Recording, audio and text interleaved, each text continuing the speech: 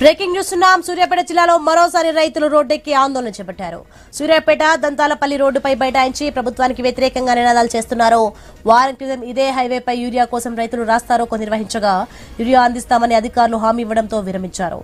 Urea కొరత తీరకపోవడంతో మరోసారి ఆందోళన బాటపట్టారు. అన్నదాతల నిరసనతో రహదారిపై భారీగా వాహనాలు నిలిచిపోయాయి.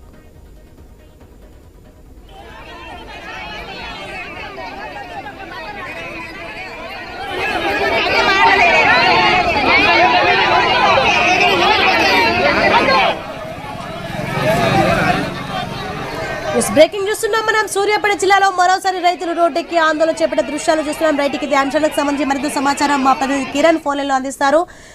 కిరణ్, సూర్యాపేట జిల్లాలో మరోసారి రైతులు రోడ్డెక్కి ఆందోళన చేస్తున్నారు. అసలు ఏం జరుగుతుంది, ఏంటి? సూర్యాపేట జిల్లాలో అన్నదాతల యూరియా కష్టాలు అయితే కంటిన్యూ అవుతూనే ఉన్నాయి. నూతన కల్లో యూరియా అందడం లేదని రైతులు రోడ్డెక్కారు. యూరియా ఇవ్వాలని డిమాండ్ తో కూడా సూర్యాపేట టు దంతాలపల్లి హైవేపై బైఠాయించారు. దాదాపు గంట సేపు కూడా అక్కడ రైతులు అయితే ఆందోళన చేస్తూ ఉన్నటువంటి పరిస్థితి అయితే ఉందని చెప్పొచ్చు. సరిగ్గా వారం రోజుల క్రితం అదే రహదారిపై రైతులు ఆందోళన చేశారు. నూతన కల్తో పాటు దాదాపు 20 గ్రామాలకు సంబంధించి రైతులు ఆందోళన చేశారు, ఇంకా ఉన్నారు.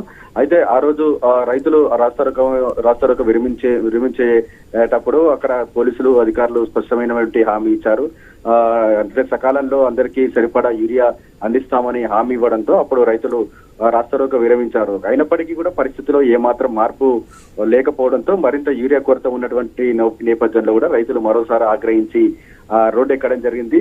ప్రస్తుతం అయితే మరోసారి రైతులతో కూడా అధికారులు మాట్లాడేటువంటి ప్రయత్నాలు అయితే చేస్తా ఉన్నారు.